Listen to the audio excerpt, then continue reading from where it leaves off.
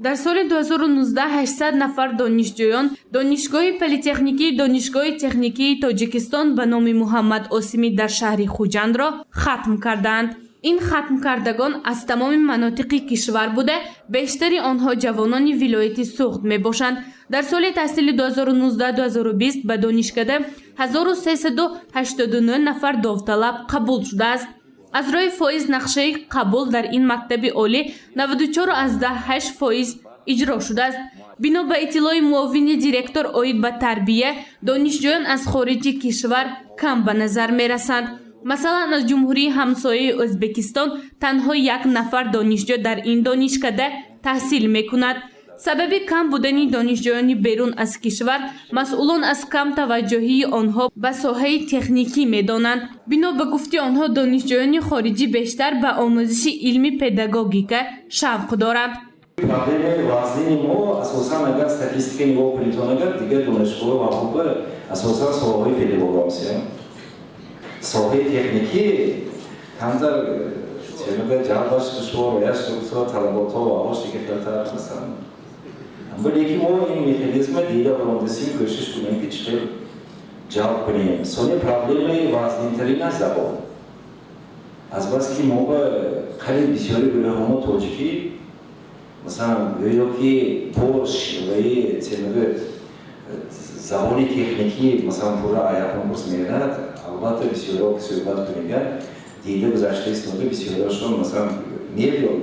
донишгоҳи политехникии донишгоҳи техникии Тоҷикистон ба номи Муҳаммад Осимӣ бо донишгоҳи аграрии Тошканд, донишгоҳи Самарқанду Бухорои ҷумҳурии Ӯзбекистон робитаи ҳамкорӣ дорад.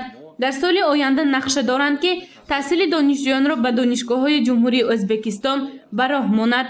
донишкада тасмим дорад ки барои пешрафти соҳаҳои технологияи иттилоотӣ ва соҳаи саноат ихтисосҳои нав ҷорӣ намояд. мо оянда бояд ҳақиқатан қадамҳои тез монда истода аз дунё ақиб намонда истода иқтисодиётро даромада модар кунем.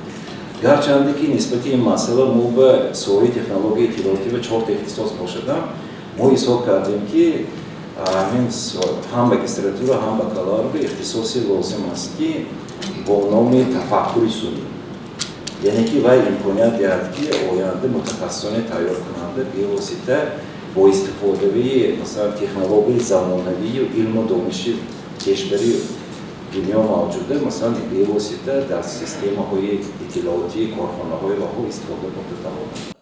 Отахоҷа Солиев, омӯзгори донишгоҳи политехникии донишгоҳи техникии Тоҷикистон ба номи Муҳаммад Осимӣ мебошад. ӯ терминалҳои маблағпардохткунӣ ва терминалҳое ки барои корти нақлиёти ҷамъиятии шаҳри Душанбе ба истифода дода шудааст, ихтироъ кардааст. бояд қайд намуд ки соли ҷорӣ дар озмуни ихтироъкорон ва навоварони беҳтарини Тоҷикистон барои дарёфти ҷоми Академияи илмҳои ҷумҳурии Тоҷикистон Парвиз Солиев, сардори маркази технологияи компютерии донишкада ширкат варзида, соҳиби ҷоми озмун гардид.